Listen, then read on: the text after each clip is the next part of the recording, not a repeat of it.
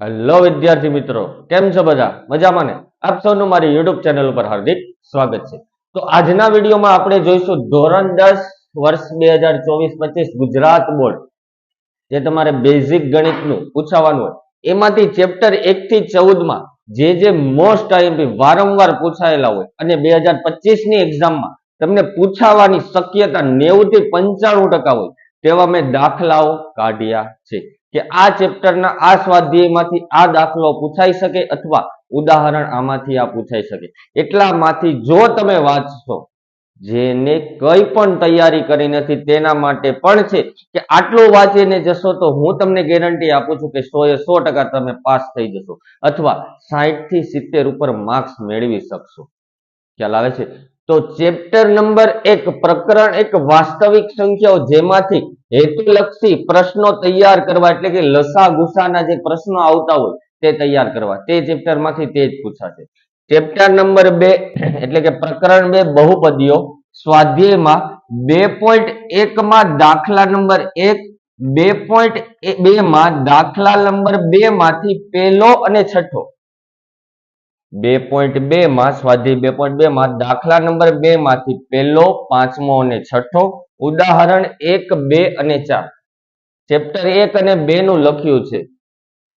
આ ચેપ્ટર માંથી, આ પ્રકરણમાંથી આટલું વાંચશો એટલે હું તમને ગેરંટી આપું છું તમારા 60 થી 70 ઉપર પાકા વાંચ્યા વગર પણ જો આનું સોલ્યુશન તમે કરશો તો, અને જે સ્કોરર છે જેના માર્ક્સ આવતો તેને જે આ કરશો અને બીજા પણ કરવાનું. ખ્યાલ આવે છે?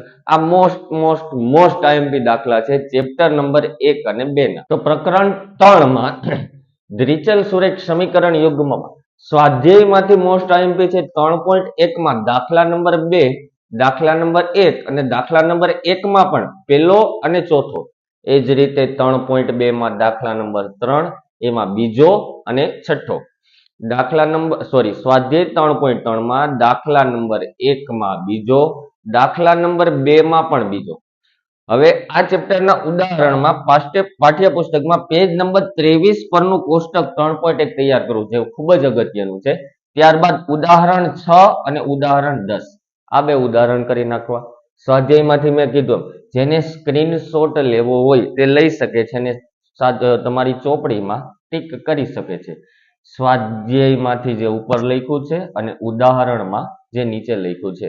તો ચેપ્ટર નંબર 3 દ્વિચલ સુરેખ સમીકરણ યુગ્મમાંથી આટલું પૂછાઈ શકે એમ છે. પ્રકરણ 4 દ્વિઘાત સમીકરણ, સ્વાધ્યાયમાંથી પૂછાશે 4.1 માંથી દાખલા નંબર 2 માંથી બીજો અને ત્રીજો, 4.2 માં દાખલા નંબર 1 માંથી બીજો, ત્રીજો, દાખલા નંબર 3 અને 4 આખા.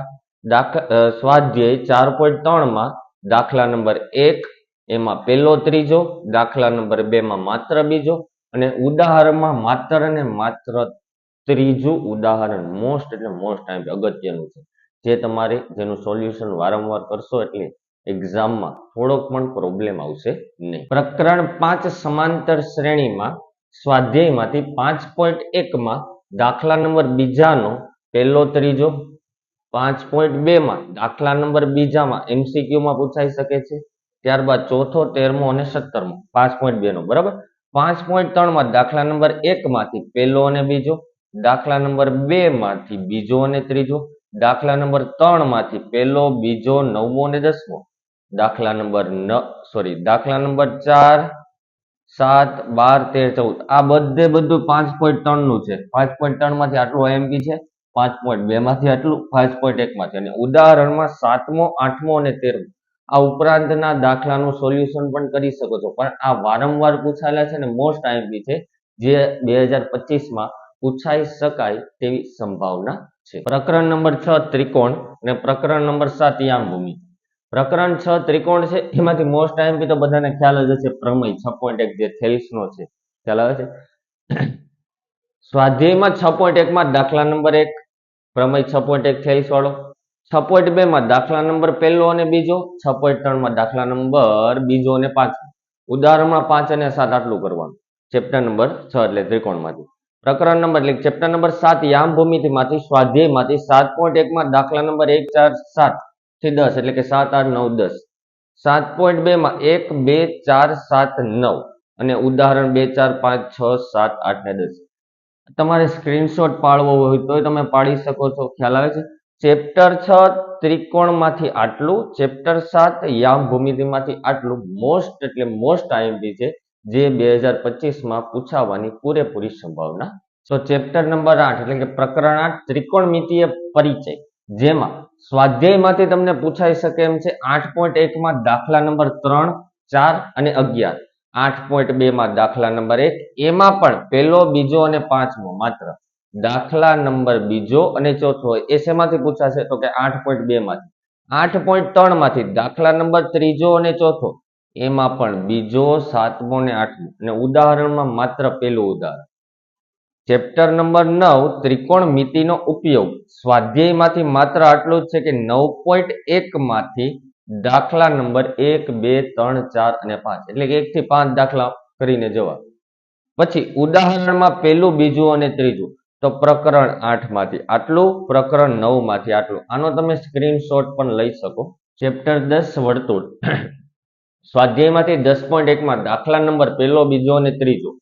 10.2 માં દાખલા નંબર પહેલો, બીજો, છઠ્ઠો, સાતમો, પ્રમેય 10.1 અને 10.2, ઉદાહરણ નંબર 1. એ જ રીતે પ્રકરણ 11 ચેપ્ટર 11 વર્તુળ સંબંધિત ક્ષેત્રફળ, સ્વાધ્યાયમાંથી જ હેતુલક્ષી પ્રશ્નો માટે સૂત્રો તૈયાર કરવા. જે શરૂઆતમાં સેક્શન A માં તમને હેતુલક્ષી પ્રશ્નો પૂછાય છે, આમાંથી સૂત્ર પૂછાઈ શકે.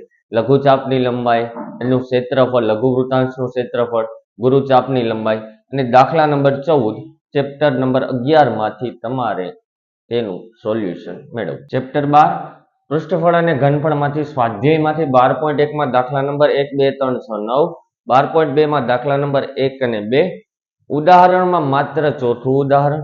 પ્રકરણ 13 માં એટલે કે આંકડા શાસ્ત્ર, જે 16 માર્ક્સનું પૂછાય છે. તમારું જે પેપર છે 80 માર્ક્સનું, એમાંથી 16 માર્ક્સનું તો આંકડા શાસ્ત્ર છે.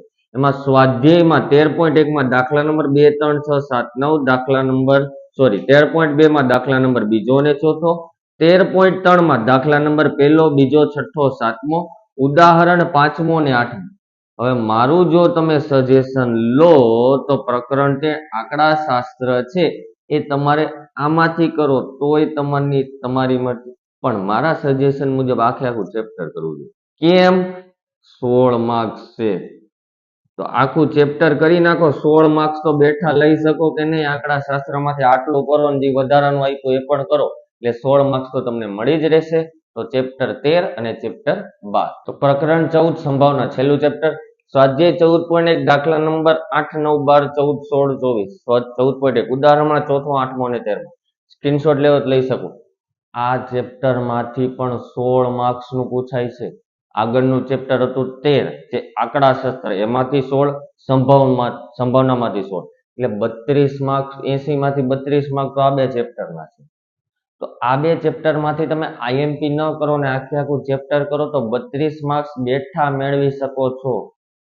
જેને પાસ થવાના પણ ફાફા હોય ને, આ બે ચેપ્ટર ખાલી કરે ને તો પાસ થઈ શકે, જો પાસ થવાની ઈચ્છા હોય તો વિદ્યાર્થી મિત્રો, આ વિડીયોમાં ધોરણ 10 2024-25 ગુજરાત બોર્ડમાંથી એક્ઝામ જે તમારી લેવાવાની છે બેઝિક ગણિતની, એમાંથી મેં તમને મોસ્ટ આઈએમપી ચેપ્ટર વાઇઝ આ સ્વાધ્યાયમાંથી આટલું, આ ઉદાહરણ એ જે બોર્ડ ઉપર મેં તમને લખીને કહ્યું અને તેની તમને સમજ આપી કે આ ચેપ્ટરમાંથી આટલું પૂછાય એમ છે ને આટલું મોસ્ટ આઈએમપી છે, જે પૂછાઈ શકવાની પૂરેપૂરી સંભાવના છે.